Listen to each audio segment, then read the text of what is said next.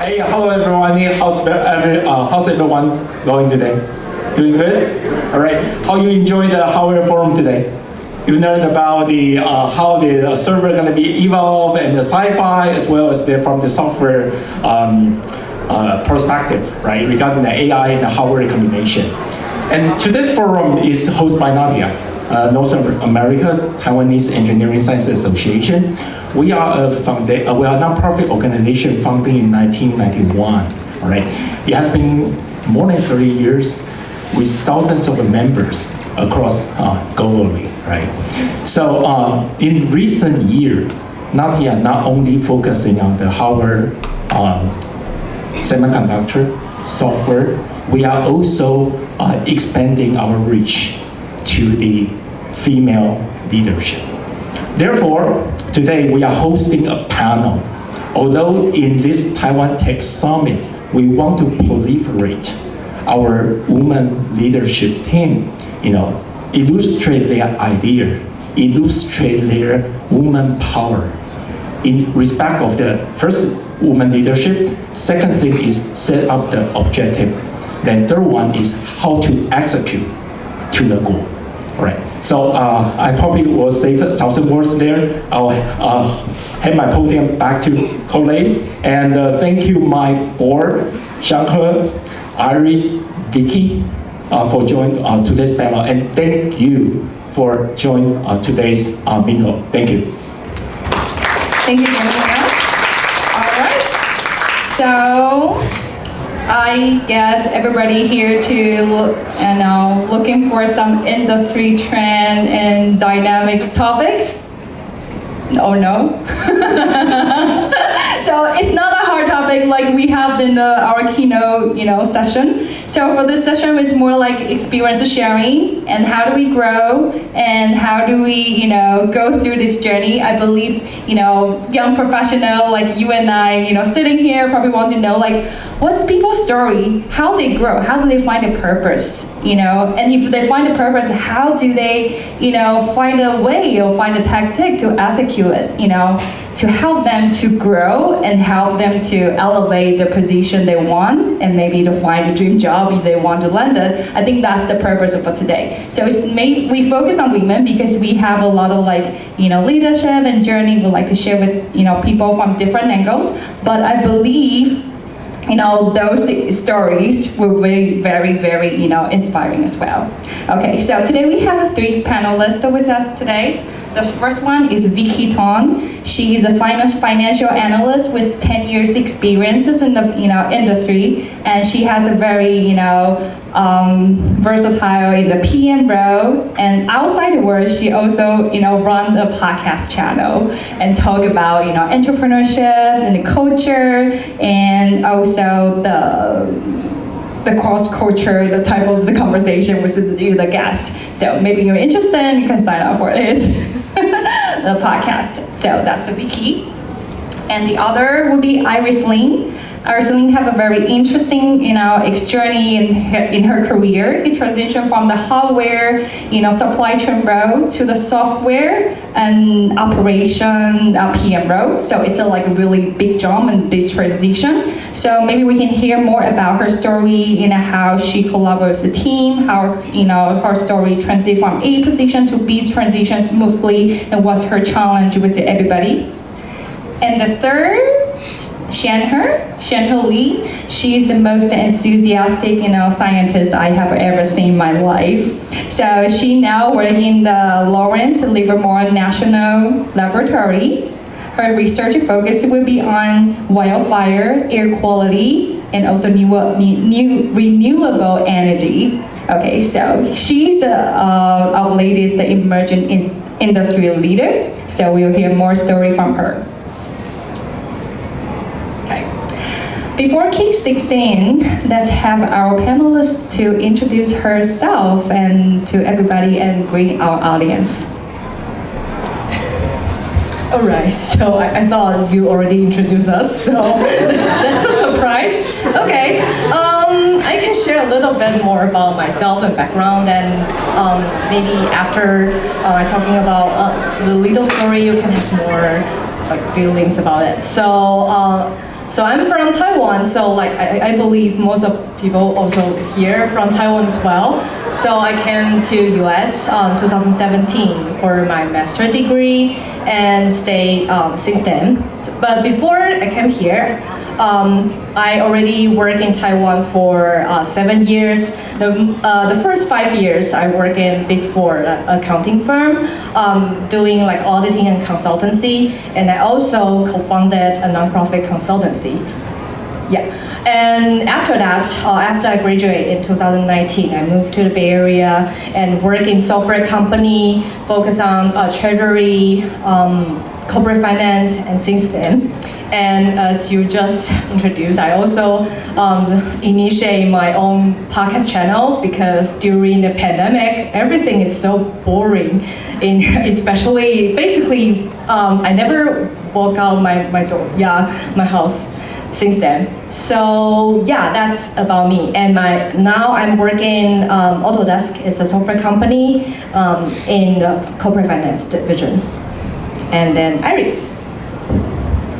Thank you, and hi, I'm Iris, and then as Colette introduced, I have a pretty interesting journey. So I majored in history back in college, which is like non-related to any tech industry, but I joined some tech company, but which is like a hardware-related company as a project manager. For like 5 years. I've been working with like Apple, Dell, like supplying some electrical material for their products. For example, we work with AMD or NVIDIA to manufacture the graphic cards for Dell. And then also we provide some flexible printed circuit for Apple, which is using all the iPhones. And after 5 years of working in hardware industry, I feel like this is not the life that I want because it's like long working hours because you have all the factories running in Asia. It's like 24/7 nonstop. And I feel like, okay, since I'm in Silicon Valley, I feel like it's there's just a chance that I can try to look out for some other opportunities. So I do like an industry pivot. We can probably share that more in the later questions, but like it took me a few months for me to transfer from hardware industry to software industry. But my job function remains the same. It's still like in the project management role. Thank you. And my name is Xianghe Li, and I'm the only one that actually just outside of the tech. Yeah, I'm a climate scientist from the University of National Laboratory.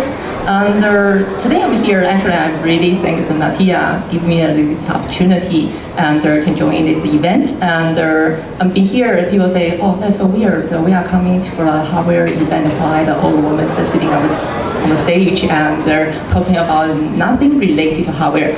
But actually it's good. Why? You know, we are represent the woman in tech, and we are represent actually not just women in tech, women in science. And in the hardware field, even in the Bay Area, no matter which fields, actually we are minority. But we have voice. We need to be heard, and that's why me as Natia as a board member, and also I'm leader for diversity and inclusion. Be proud to be standing here and to share you. We have a great board member here to share the stories about us, why we are how we connect to the Natia, and how we connect to the hardware, even how we connect to the tech industry. And so for myself, colleagues already introduced me. I'm a climate scientist. I'm really interested in the kind of renewable energy perspective. And nowadays, even no matter which field you are, so you definitely heard about the sustainability and the renewable energy is the next field. And like last networking, we are mentioning about the AI and the big data. And actually, those definitely is related to connect. And my background, climate scientist, and the first supercomputer actually built for weather forecast. Yeah, actually no one knows that. But so that's why I always kind of sell myself my skill as actually I'm a computer scientist, but I'm level up. I have more knowledge about the weather, climate. So I can save the world. So that's why I think today our panels and Even the accolades is our really one female related to hardware. Have very more story to share everyone, and you in this next 40 or 15 minutes, you definitely worth to be staying here and share the story with us. Especially we want to hear your story as well. Thank you. Oh, I should introduce myself. Okay. My name is Colette Wu. I work in Applied Materials as a global strategy manager. I came from like non-engineers and background at all. This is a pure business person. I just got my MBA and started to enroll to like a merger and acquisition, investment, and the type of world. And very luckily, to work in applied material, so like functional kind of like a chief of staff, support my manager to run those, planning and those strategic initiatives. So very lucky, and totally that's the. Is it the semiconductors, the hardware industry, or? Okay, yeah. So that's maybe I can share more about like how I step in this journey and how my learning experiences. But before that, I kind of want to know like our audience experience when we talk about like leadership. What do you think is the most challenging or the obstacle for you to pursue advanced ownership in your role or the leadership? You think will be the rapid technology change? Please show hand if you think if you want to demonstrate your leadership or enhancement your leadership, you feel like the technology trend changed too fast. I cannot catch up. That's your the big challenge for you. Please show hand. Okay, it's not. I think it's more like a political or like the corporate culture to stop you from going further. Like, please show hand. Ah, interesting. Okay. And the third one would be the work and life balance. We all have family. We all have life to live. But in working in the hardware industry, it doesn't take time. So if you like the work-life balance challenge, please show hands.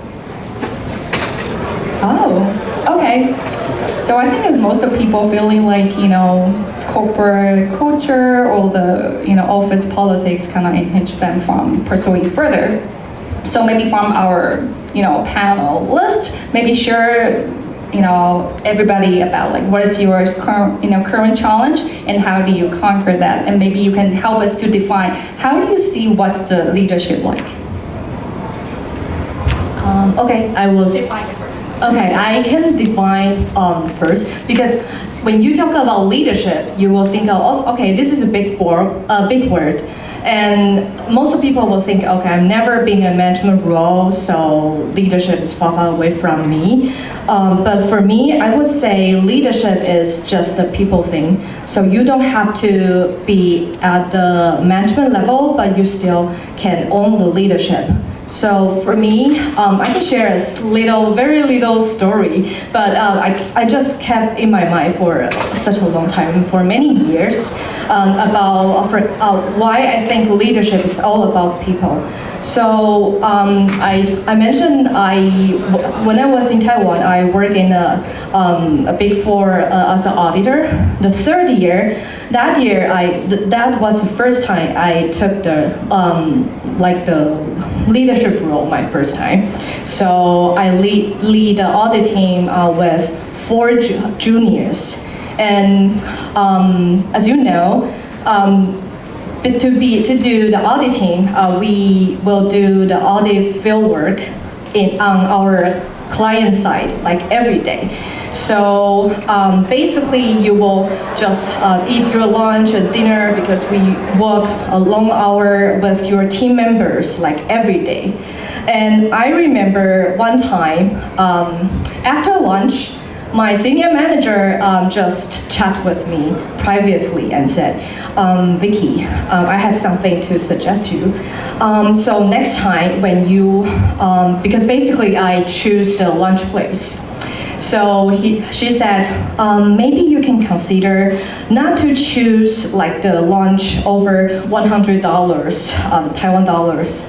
every time. You can consider some maybe low budget, like a bento place or like small store, because for the junior members who just graduate from schools, maybe they have to pay student loan, have to pay rent, and every day's lunch budget is a huge thing for them, actually. So I don't know what you think, but I recall back, I was very surprised about that. I was surprised not because I was rich and I don't have to pay student loan or rent, but because I never thought about it. My senior manager could notice these small things, and I just keep in my mind such a long time. And until then, I still respect my manager very much, because he shows me this kind of just leadership could be just showing your empathy. This is the foundation of everything. I would say it's all about people thing. So if you can think from other people's side, then you will know how to make decision and how to communicate and how to make strong influence to other people.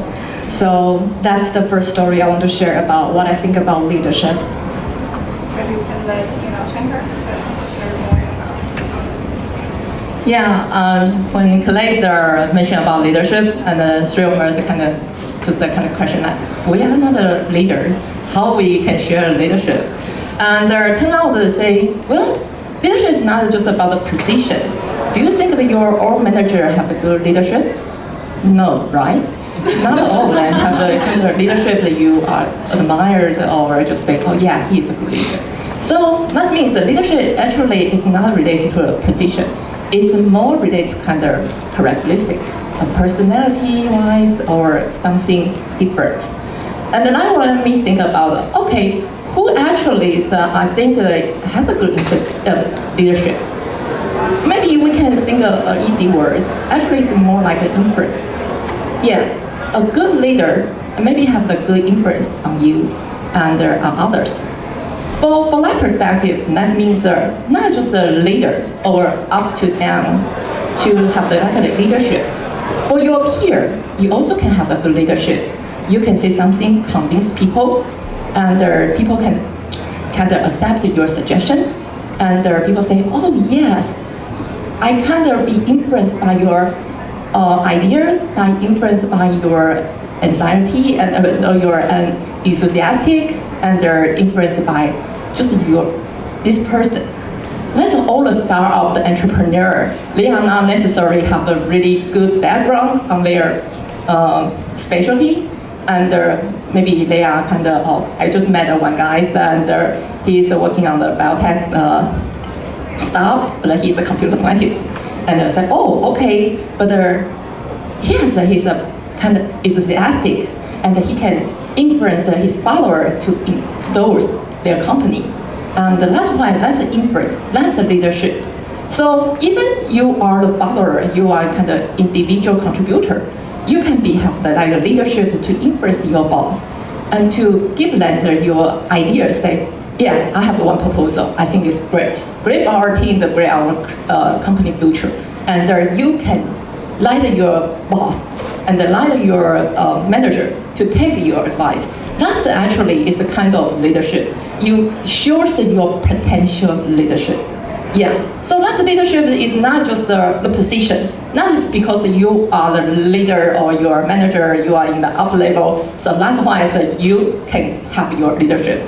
That means that I will say that that's influence, even for your peer, and even you are right now is an individual contributor, you still can show your leadership to others, how you influence others, how let people to take your advice, to take your proposal.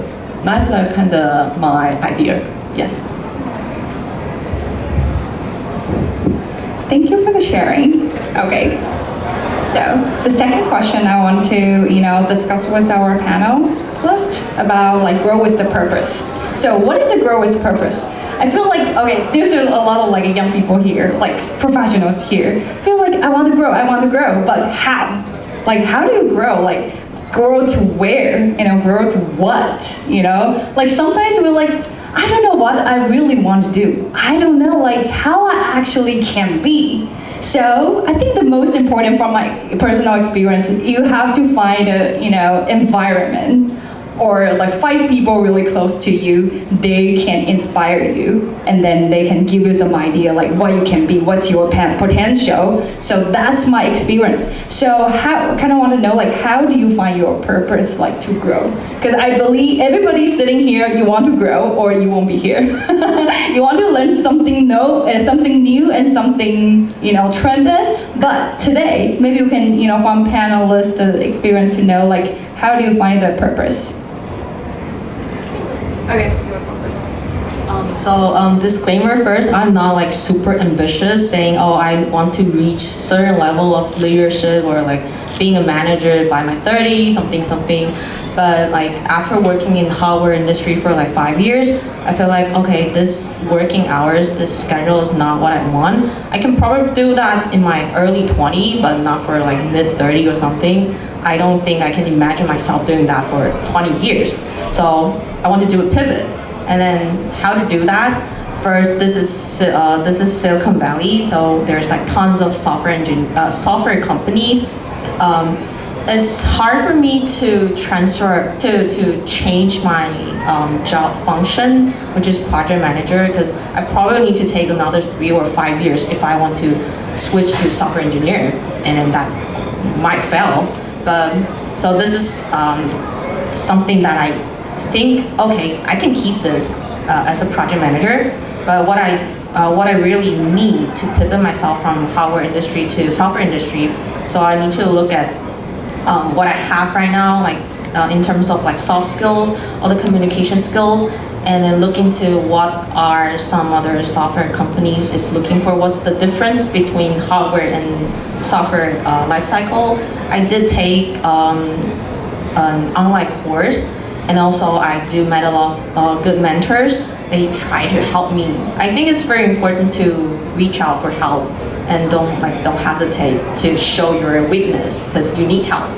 And they helped me to take a look at my resume, all my interview skills, interview behaviors, and eventually I landed myself into a software company. Even though this is not my final goal, because people change, you can change your goal like in a few years.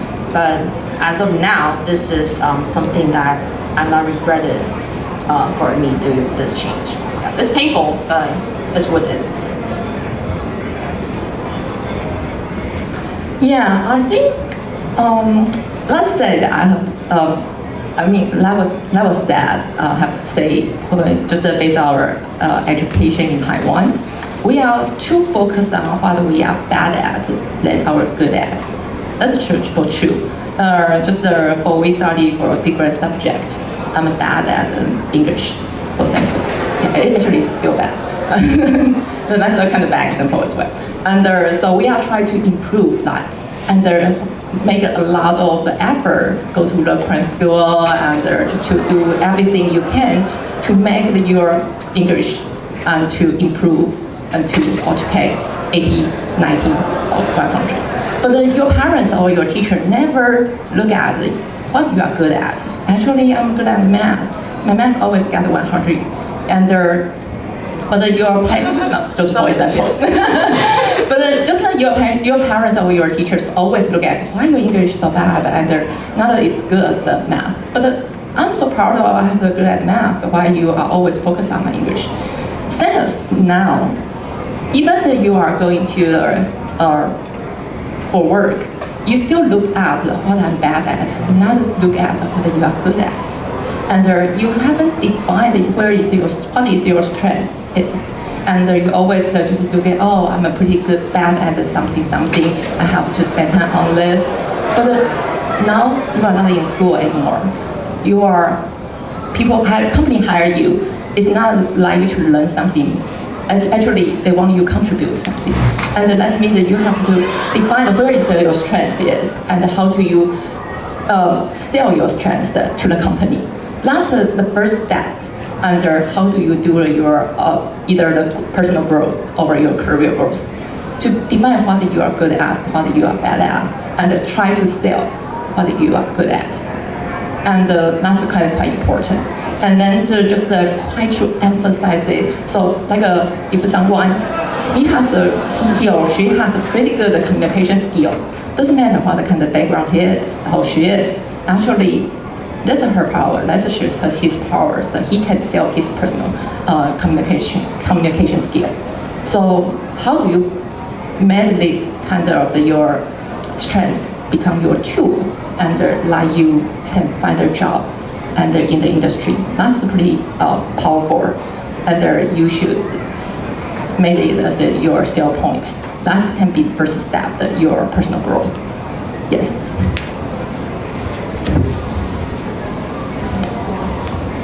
So I would like to talk about this topic from the other standpoint. So our lovely audience, I want to know, is there anyone in this room are doing the things you are thinking you will be doing when you were in college? Please raise your hand. Okay, okay, so that's why she is the most enthusiastic science I have ever met. Yeah, so I would say this question, like grow with purpose, is actually I don't believe you will be doing such a things like 10 years ago, because the first the world changed very fast, right? So do you think like 10 years ago people will still talking about like electric vehicle or AI or something? Maybe 10 years not that far away, maybe 20 years when you're in college or something. I don't think so. So you cannot plan your life very well. That's my point. And so I can share also my personal experience how to find your purpose. Maybe not the purpose, but I would say just trying. If you have some idea, just go trying. So for example, when I was in Taiwan, the first 5 years, because I work in a consulting firm, so every day I was chasing deadline, deliverables, dealing with annoying clients, and push your stakeholders, please give me your deliverables today, such like that. And so after 5 years, I was keep thinking, is this what I want? Is just, I cannot see my impact. So back then, I co-founded a non-profit consultancy with my friends. So we basically just recruit college students and train them to become consultants for either social impact company or a non-profit or like public sector. So I was very excited to initiate this kind of thing back then. So and we kept running 2 to 3 years, and I would say that experience actually inspired me to go back to the business world, because what I'm saying is you can't do anything without money. So that's why I came to US to pursuing my MBA and want to pivot into the business world and go. And during the process, I realized my personality is actually, I love finance, I love numbers, I love Excel files, something like that. So instead of creating slides or deck, this is actually I more prefer. So that's what I want to say is, if you have some idea, just trying, and you would know you love it or not. Or there's different way you can, for example, like at the beginning, I want to create some positive impact. I did, but it also inspired me to think the world in different way, right? So as a finance professional, I can also have my impact, not just directly working in the nonprofit, such things. So this is my story. I don't know if there are any like audience want to share their story as well, or Colette. Actually, it's a kind of networking event that just talking all the time. So it's a half hours already. Yeah, so we would like to just have the audience. Actually, you feel something actually echo you, and you say, oh yes, actually this happened in my like kind of early career. So actually, find something the personal growth is pretty hard. Please just sharing something for your. I think I can share someone too. Yeah. I think it's very, very important. Okay, as Colette, I'm very competitive, and my purpose is to win. So that's me, basically.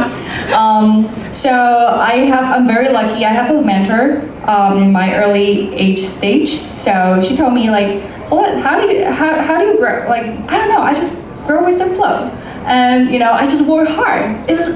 It doesn't work like that way. So why? I work really hard. So no. Okay, first the thing, you have to let people see you.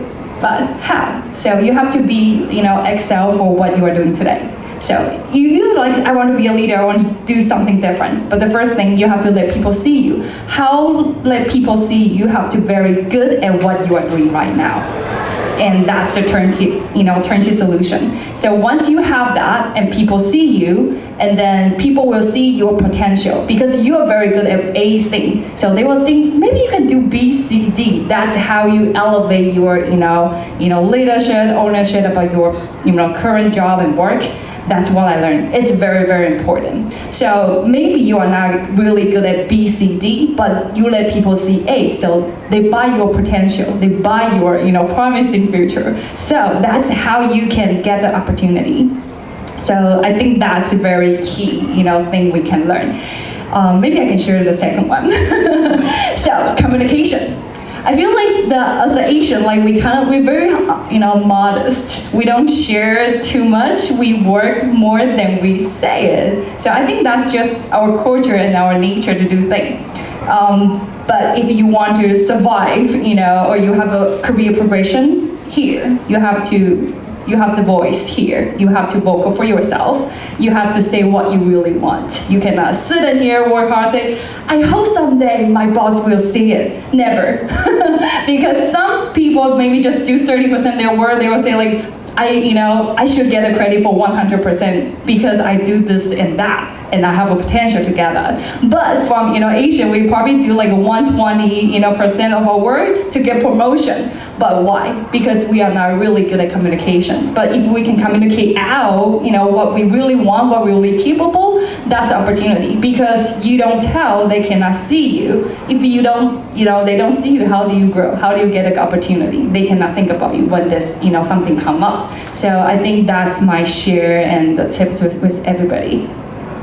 You don't have to really get it. So for me, I feel like it's 50% network, understand what's happening in the world, in your company, politics, because that's how you can win, because where's the opportunity. And the 50% will be really work hard, in your work, in your job description, they assign to you, and that's how you can combine two to grow, elevate yourself. Okay, maybe we can hear more from our audience while we'll maybe take the question. Happy to share.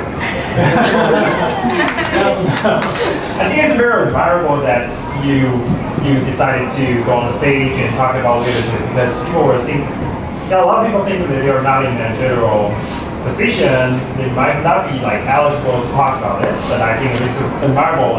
You need more of this talk, especially for anyone our group, our racial group, or gender group that they are stereotyped you don't stand out, and you don't want to get more exposure because you don't have confidence in yourself. I think it's very remarkable that you decided to share just out of good intention because a lot of us need help from you, inspiring, you have your purposeful life and purposeful career, and you decided to help more people like us to become better, even if you don't need authority to do so. I think it's very, very important that I'm trying to do so in my company, that even if I'm not a manager, I can set up saying, oh, this is how I can say it, because I think you might find something important for you as well, even if I don't have authority. I think it's very important. It's a demonstration of leadership that we are in. Super. Any other one would like to share?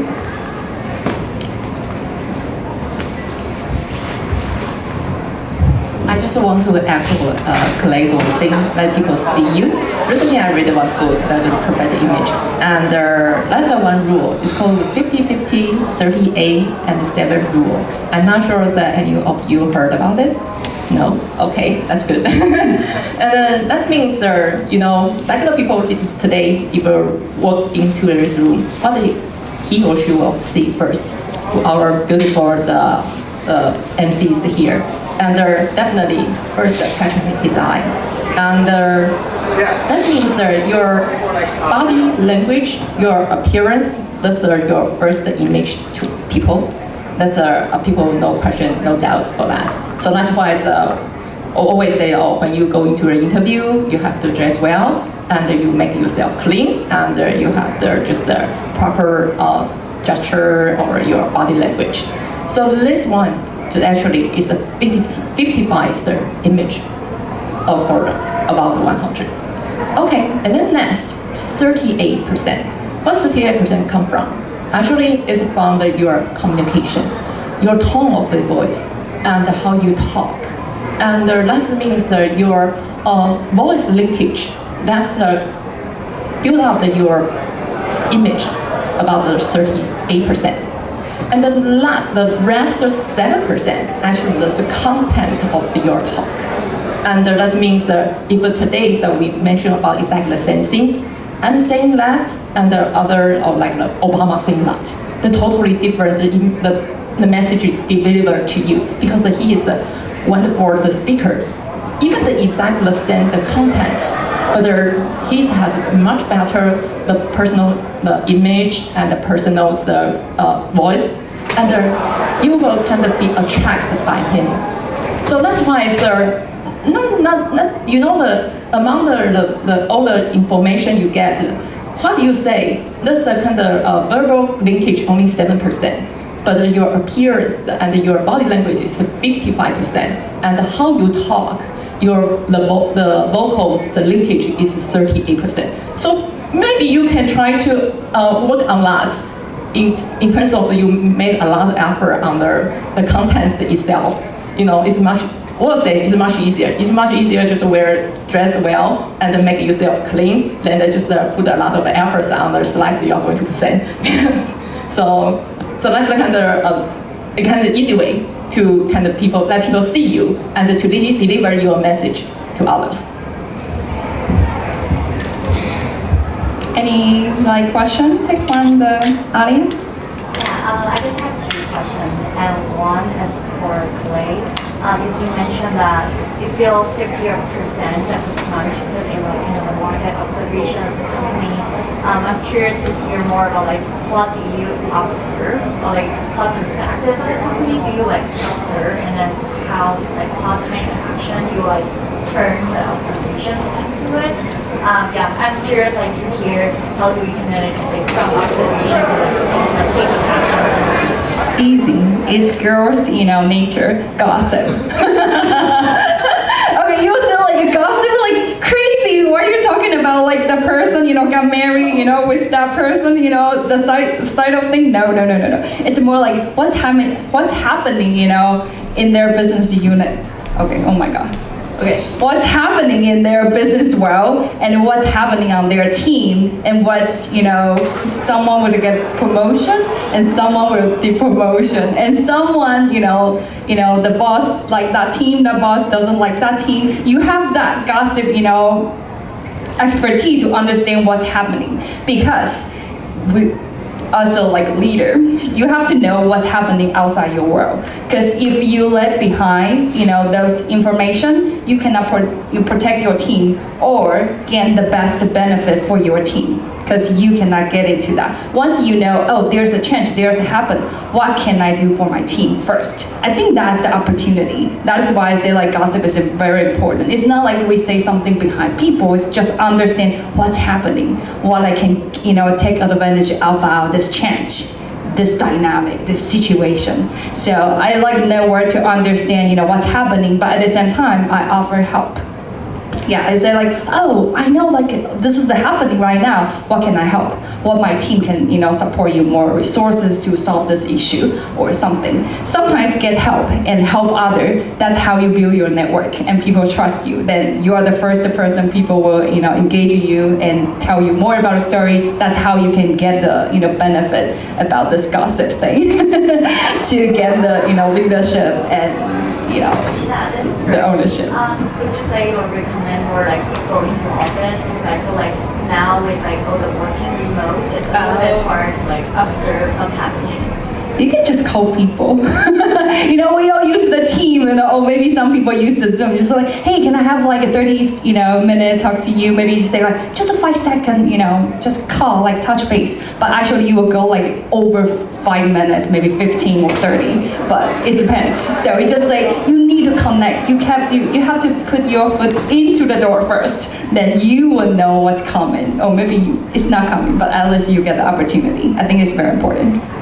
Awesome, yeah. And I have a second question for all the speakers. I really resonate about the part that the racial kind of difference in terms of like communication, like speaking out. So my question is, so recently our team also like have a team survey, kind of just like how everyone's satisfied with the team. And there's a survey, kind of manager schedule meeting, kind of to talk about it. Thank you so much. Hello. Yeah. So, and in the survey, like in the meetings, I definitely noticed that for all the people spoke up in that meeting was all white, and all the Asian people, like including me, because I was driving, so I didn't like speak up in the meeting.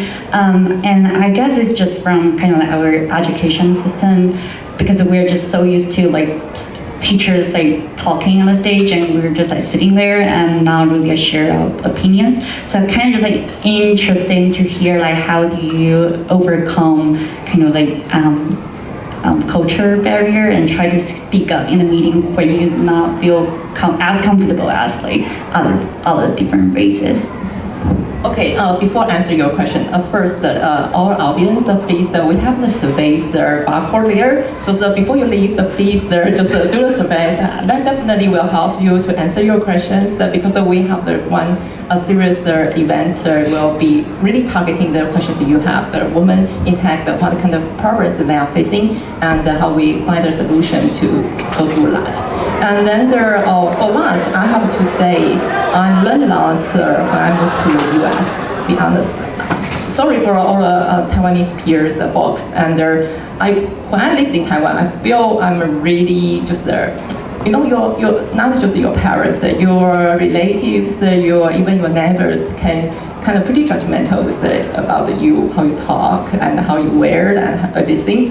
And just say, I feel like after I moved to the US, I feel like the freedom, I can wear what I want and I can speak what I want as well. And I learned a lot, especially the US cultures. 会教小孩有糖吃. Indeed, that's so true, and especially it can apply here. That's why, I think earlier they say that they will always call the phone call to the kind of mobile companies to complaint lines and to just you to argue like to say that, and you will get some things back eventually. Even the fault, just like my bill increased for $5, I think it's nonsense. I would just call the phone calls call and say, why my bill get $5 increase? I said, oh, okay, we will deduct the $5 for you this month, but I still will go back to the $5 increase next month. But if I didn't just have this phone call and I lose the $5, that's for example. Yeah, so that's why it always applies to everywhere. So I learned, okay, you have to fight your rights, and no matter what. And especially likewise, we are women in tech.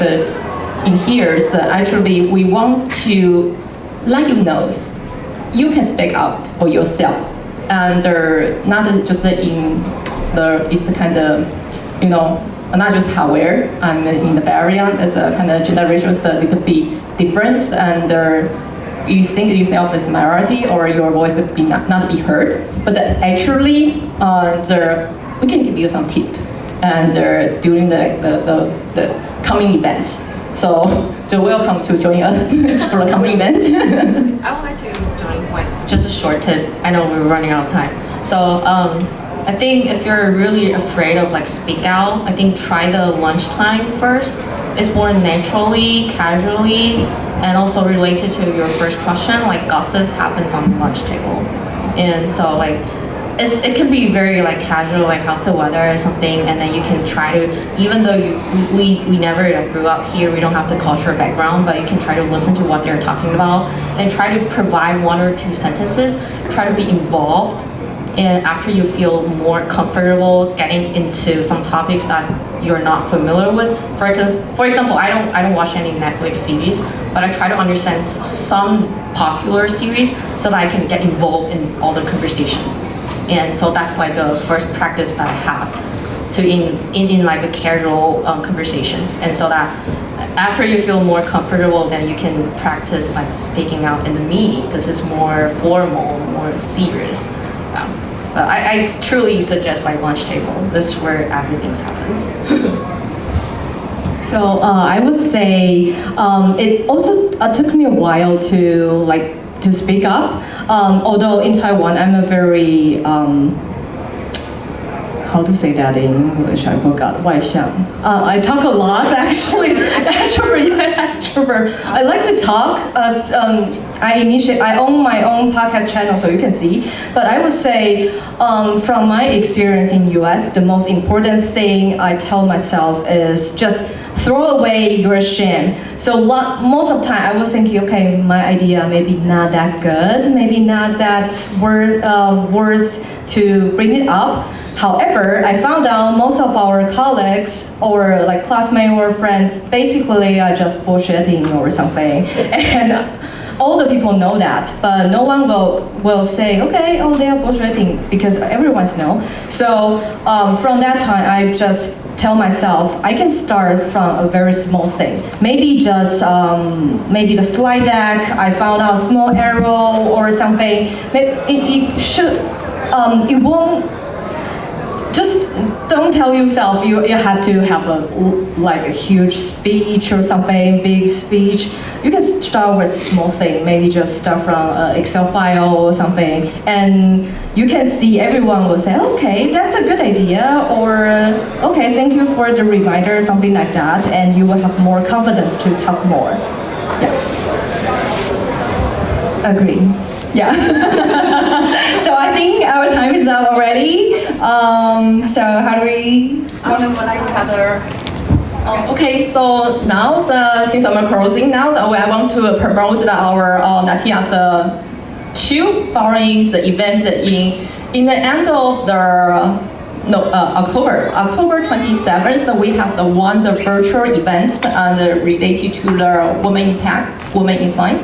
And so welcome you, since it's virtual, so it's pretty easy to join us. And it's Friday evening, so you can just having your dinner and just listen to us. And we will have a good discussions related to your questions. How can we speak out in our work environment or even in life? And the next ones will be in the 11/4 with the UTHA. And that will be a NATIA big event related to the electric vehicle. And so it's related to you, or it can you are interested in, welcome to join us. And also please just do the surveys and follow our on the Facebook page and the newsletter. And thank you guys that are coming here today. So I hope you can learn something. Yes. No, I just want to take 30 seconds. I want to check that. Is there anyone, because I'm also working with NATIA as well, I'm a board member, and I want to ask that any of you feel your time is well spent in this session, in those 45 minutes, or you find a little bit inspiring in this session, please raise your hand. Thank you. Let's give it a round of applause. Thank you so much, and I hope you are really enjoying the time with us. And thank you, Colleen. Yes. And please send out a survey and send some notes. Please follow us. Just do it. Don't think about it, because people don't remember.